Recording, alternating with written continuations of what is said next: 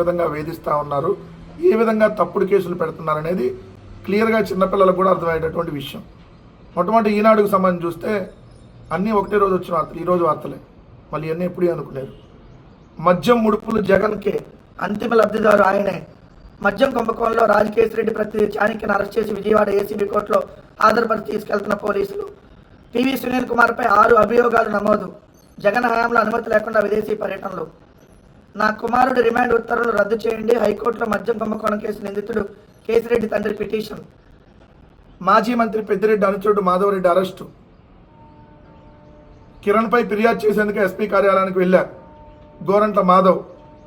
విడుదల రజనీ మరిది గోపి అరెస్టు. బదిలీలు, భూ వివాదాలు, సెటిల్మెంట్లు, చిలకలూరుపేట షాడో ఎమ్మెల్యేగా గోపి. వైకాపా నేత వంశీకి మళ్ళీ ఎదురు దెబ్బ. ఇది రాతనాడు పత్రిక. ఈ బూత్ జ్యోతిలో కమిషన్ల కిక్కు జగన్ జేబులోకే. సొంత లాభం కోసమే మద్యం పాలసీ, వసూల్లో చాణక్యదే కీలక పాత్ర. తర్వాత నాడు డాక్టర్ నేడు యాక్టర్. పిఎస్ఆర్ను వెంటాడుతున్న శ్రీగంధం. మాజీ మంత్రి రజనీ మరిది గోపి అరెస్టు. పెద్దిరెడ్డి ముఖ్య అంచుడు Madhavareddy arrest. Tirupati CID office తరలింపు. త్వరలో పెద్ద తలకాయ వంతు. ఇది చూస్తే ఇక్కడ అర్థమవుతుంది కదా, ఈ వార్తలన్నీ చూస్తే ఎంత కక్షపూర్తంగా వెళ్తా ఉన్నారు. ఈరోజు రాష్ట్రంలో అన్ని సమస్యల్ని పక్కదోవ పట్టించేసి ఇస్తారన్నటువంటి సూపర్ 6తో పాటు 143 హామీలు ఏదైతే ఉన్నాయో దాని మీద ఎక్కడ వార్తలు ఉండో, దాని మీద ఎక్కడా కూడా దానికి సంబంధించినటువంటి డిస్కషన్ జరగనీయకుండా మొత్తం ఎంటైర్ ఆంధ్రప్రదేశ్ రాష్ట్రం మొత్తం చర్చ ఏం జరగాలంటే వాళ్ళందరూ ఏదో చేశారు, అరెస్టులు చేశారు అనేటటువంటి కోణంలో ప్రొజెక్ట్ చేయాలి అనేటటువంటి తప్పుడు కేసులు పెట్టి పివి సునీల్ కుమార్ గారి మీద కావచ్చు, మీరు అన్నట్టుగా ఏదైతే పిఎస్ఆర్ ఆంజనేయులు గారి మీద కావచ్చు, ఇప్పుడు మద్యానికి సంబంధించి స్కామ్ జరగకపోతే మద్యం స్కామ్ జరిగిందని చెప్పి మీరే ఒకటి చిత్రీకరణ చేసి ఓ బేతాల కథల్ని కట్టు కథల్ని మీరే అల్లేసి జగన్మోహన్ రెడ్డి గారు జేబులోకి వెళ్ళి అంట, కమిషన్లు అంట, కిక్ అంట. ఈ ఎన్నాళ్ళు ఇంకా ప్రజలను మీరు మభ్య పెడతారు? సో మీరు చేస్తున్నటువంటి తప్పుడు పనులు, మీ పత్రికలే తప్పుడు పత్రికలు, మీ బతికే తప్పుడు బతికలు అందరికీ తెలుసు కదా.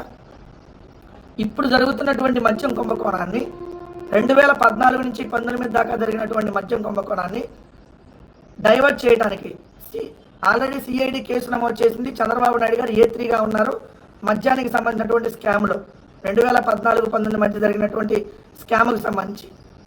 సో మద్యం స్కామ్లో A3గా చంద్రబాబు నాయుడు గారు ఉంటే మరి దాని మీద కదా విచారణ చేయాలి.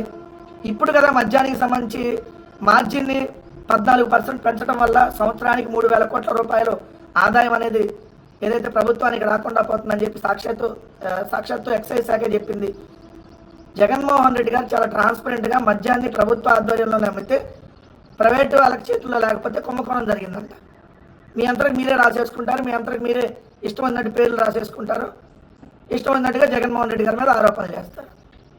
ఇంకా మిగిలిన విడుదల రజనీ గారి మరిది గోపి అరెస్టు, ఈ మిగిలిన అరెస్టులు, కేసులకు సంబంధించినటువంటి బెయిల్, ఇవే వార్తలు.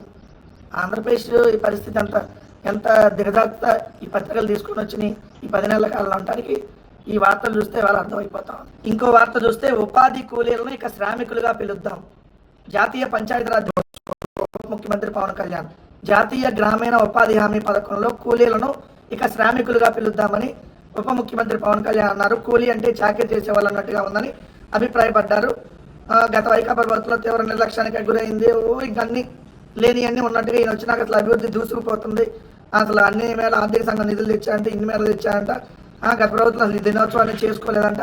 మళ్ళీ సేమ్ చంద్రబాబు నాయుడు లాగా ఈయన కూడా అబద్ధాలు. కాదు పవన్ కళ్యాణ్ గారు, నేను ఒకటి అడుగుతా, ఉపాధి హామీ కూలీలని శ్రామికులుగా పిలుద్దామన్నారు. మరి ఆ ఉపాధి శ్రామికులకి పని దినాలు కల్పించకుండా, ఇవ్వాల్సినటువంటి డబ్బుల్ని సకాలంలో చెల్లించకుండా తీవ్రంగా నెలలు ఇబ్బంది పడుతుంటే పంచాయతీరాజ్ శాఖ మంత్రిగా ఏ గుడ్డిగాడికి పళ్ళు తోగుతూ ఉన్నారు పవన్ కళ్యాణ్ గారు. ఉపాధి హామీ బకాయిలు చెల్లించాలి, ఏపీ వ్యవసాయ కార్మిక సంఘం డిమాండ్. సాక్షాత్తు మీ పిఠాపురంలో కూడా పిఠాపురం జిల్లా ఉపాధి హామీ పనులు చేసిన కార్మికుల ఉపాధి బకాయిలు వెంటనే చెల్లించాలని, ఏప్రిల్ నెలలో కూలీలందరికీ పనులు కల్పించాలని ఆంధ్రప్రదేశ్ వ్యవసాయ కార్మిక సంఘం కార్యదర్శి డిమాండ్ చేశారు. ఏది 11 వారాలుగా ఉపాధి కార్మికుల వేతనాలు చెల్లించట్లేదంట. ఎంత దారుణం చూడండి, 11 వారాలుగా అంటే దాదాపుగా చూస్తే 3-4 నెలలుగా జనవరిలో ఎప్పుడో చెల్లించారు, ఇప్పటి వరకు లేవు. కేంద్ర ప్రభుత్వం ఉపాధి కార్మికులకు కూలీ మాత్రం 7 రూపాయలు పెంచి గ్యాస్ సిలిండర్పై 50 రూపాయలు పెంచడం అన్యాయం అని చెప్పి ఏదైతే వ్యవసాయ కార్మిక సంఘం ఏదైతే ఉన్నటువంటి వాస్తవాన్ని చెప్తూ మీ గురించే రాశారు. నా 4-5 రోజుల క్రితం పేపర్లో వచ్చింది. మరి మనం వీటి మీద ఎక్కడ మాట్లాడాం. కూలీలు శ్రామికులని పిలుద్దాము, ఇక అంతే. ఏది పబ్లిసిటీ స్టంట్ కార్యక్రమాలు ఏదో ఒకటి ఉండాలి, అంతే అంతే తప్ప వాళ్ళకి నిజంగా అన్యాయం జరుగుతుంది. వాళ్ళ కూలీ అంటే వాళ్ళేం బాధపట్ల, కానీ వాళ్ళకి ఇవ్వాల్సినటువంటి కూలీ డబ్బులు ఇవ్వకపోతే కదా బాధపడేది. సరే, శ్రామికులకి వాళ్ళు చేసినటువంటి శ్రమకి డబ్బులు ఇవ్వాలి కదా, అది రారు. అట్లానే ఇప్పుడు మీరు ఈ రాష్ట్ర ప్రభుత్వంలో ఉపాధిలో భారీగా కోత జరిగింది. మోడీ సర్కార్ బాటలోనే రాష్ట్ర ప్రభుత్వం కూడా నడుస్తుంది. 2.54 లక్షలు తగ్గిన 100 రోజులు పనిచేసే కుటుంబాల సంఖ్య. ఇక్కడ చూస్తే ఏదైతే గడిచిన ఏడాది 100 రోజులు పనులు చేసినటువంటి వారి సంఖ్య 6,87,396 కుటుంబాలు ఉంటే ఈ సంవత్సరం అది భారీగా తగ్గింది. 2,54,000 కుటుంబాలు తగ్గిపోయి కేవలం 4,32,834 కుటుంబాలకు మాత్రమే ఈ ఆర్థిక సంవత్సరంలో 100 రోజులు పని దొరికినటువంటిది. దీంట్లో దళితుల్లో 41% తగ్గింది. ఓవరాల్గా 38% తగ్గింది. దళితులకు బాగా దీంట్లో తీవ్రంగా అన్యాయం జరుగుతుందని చెప్పి ప్రజాశక్తిలో వచ్చినటువంటి కథనం చూడండి. ఫిర్యాదులు ఎక్కువ. రాష్ట్రంలో ఉపాధి హామీ చట్టం అమలుపై ఫిర్యాదులు కూడా అనేకంగా ఉన్నాయి. అనేక చోట్ల యంత్రాల వినియోగం జరుగుతుంది. నకిలీ మస్టర్లతో పనులు చేస్తున్నట్టు ఫిర్యాదులు అందుతున్నాయి. వీటంతటి అనేక చోట్ల ఆందోళన కూడా జరుగుతున్నా కనీసం ప్రభుత్వంలో స్పందన కనిపించట్లేదు. ఎందుకు స్పందన కనిపించింది? ఈయన ఎప్పుడు పొద్దున్నే బ్రేక్ఫాస్ట్ చేసి హైదరాబాద్లో, లంచ్ ఏమో అమరావతిలో చేసి మళ్ళీ నైట్ డిన్నర్ హైదరాబాద్లో చేస్తాడు. ఇంక ప్రభుత్వం పట్టించుకునేది ఏముంటుంది? కానీ సొల్లు చెప్పమంటే చంద్రబాబుని మించిన సొల్లు చెప్పడంలో పవన్ కళ్యాణ్ ఎన్నో మించిపోతాడు. ముందు ఉపాధి హామీ కూలీలకి డబ్బులు ఇచ్చేటటువంటి కార్యక్రమం చేయండి. 4 నెలలుగా వాళ్ళకి డబ్బులు రాలే, కొన్ని 100 కోట్ల రూపాయలు బకాయిలు ఉన్నాయి. ముందు వాటిని తీర్చి తర్వాత సొల్లు కబుర్లు చెప్పండి. వీళ్ళ వార్తలు ఎలా ఉంటాయంటే జనాలకు అసలు అర్థం కాకుండా, జనాలు చూస్తే నిజంగా ఇదేదో రాష్ట్రానికి బాగా బెనిఫిట్ అయ్యేటటువంటి వార్త ఏమన్నట్టుగా హెడ్డింగ్లు పెడతారు. అసలు వార్త చూడండి. 436 ఖనిజ లీజులు ఏపీఎండీసీకే, మైనింగ్ హక్కులు కూడా అప్పగింత. ఆంధ్రప్రదేశ్ ఖనిజాభివృద్ధి సంస్థ ద్వారా తీసుకునే అప్పుల విషయంలో రాష్ట్ర ప్రభుత్వం కీలక నిర్ణయం తీసుకుంది. ఇది లోపల మ్యాటర్. పైన హెడ్డింగ్ చూడండి. 436 ఖనిజ లీజులు ఏపీఎండీసీకే. చూస్తే ఏమనుకుంటారు అందరూ? అమ్మో, ఈ ఖనిజాలన్నింటినీ ఇప్పుడు దాకా ఎవరన్నా బయట ప్రైవేట్ వాళ్ళందరూ వ్యక్తుల చేతుల్లో ఉన్నాయి కావాలి, ఈ ఖనిజ లీజులన్నీ ఇప్పుడు ఏపీఎండీసీకి వచ్చేసి ఏమైనా ఈ ఖనిజాలన్నీ ఎవరన్నా దోచేసుకుంటున్నారో అని అనుకుంటారు చూసేవాళ్ళు. కానీ ఇక్కడ రాష్ట్రంలో 436 మైనర్ మినరల్ క్వారీల లీజుల్ని, ఖనిజాలను పూర్తిగా ఏపీఎండీసీకి నామినేషన్ ప్రాతిపదికన అప్పగిస్తూ గనుల శాఖ కార్యదర్శి ప్రవీణ్ కుమార్ ఉత్తర్వులు జారీ చేశారు. ఎందుకు? ఈ హక్కుల్ని గ్యారంటీగా చూపించి ఏపీఎండీసీ ద్వారా 9,000 కోట్ల రూపాయల అప్పుని బాండ్ల రూపంలో సేకరించేందుకు వెసులుబాటు కోసం. ఇది అసలు మ్యాటర్. అసలు వార్త ఏంది? వీళ్ళు పెట్టిన హెడ్డింగ్ ఏంది? 9,000 కోట్ల రూపాయలు అప్పులు తెస్తున్నారు. ఆల్రెడీ ఇప్పుడు 1,55,000 కోట్ల అప్పులు చేశారు. మళ్ళీ ఇంకా 9,000 కోట్ల అప్పు అంట. మనుషులు కూడా తాకట్టు పెట్టి రేపొద్దున అప్పులు తెస్తారు మీరు. మనుషులు, వాళ్ళకి సంబంధించినటువంటి ఆధార్ కార్డులు, డీటెయిల్స్.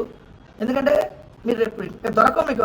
ఇప్పుడు ఆల్రెడీ మా కార్పొరేషన్ ద్వారా విచ్చలవిడిగా ఇప్పటికి అప్పులు చేశారు. 16,000 కోట్లు ఎంతో కార్పొరేషన్ ద్వారా. మీరు వచ్చి 10 నెలల్లో నార్మల్గా 1,00,000 కోట్లు దీని ద్వారా చేశారు. అమరావతి పేరుతో 31,000 కోట్లు ఆల్రెడీ చేస్తున్నారు. 1,55,000 కోట్లు ఆల్రెడీ అప్పులు అయ్యి ఉన్నాయి. మళ్ళీ ఇప్పుడు ఇంకో 9,000 కోట్ల అప్పుకి. అసలు వార్త చూసేవాడు ఏమనుకుంటాడు? 436 ఖనిజ లీజులు ఏపీఎండీసీ కంటే అదేందో అనుకుంటారు. ఎవరు పట్టించుకోరు కదా.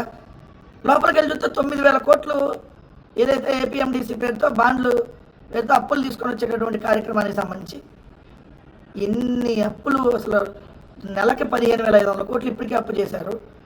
నెలకు 15,500 కోట్లు అంటే దాదాపుగా రోజుకి 516 కోట్ల అప్పులు ఆల్రెడీ చేస్తున్నారు. ఇంకా చేస్తూ ఉన్నారు. ఏం చేస్తున్నారు? ఈ డబ్బులన్నీ ఎక్కడ దోచిపెడుతున్నారు చంద్రబాబు నాయుడు గారు?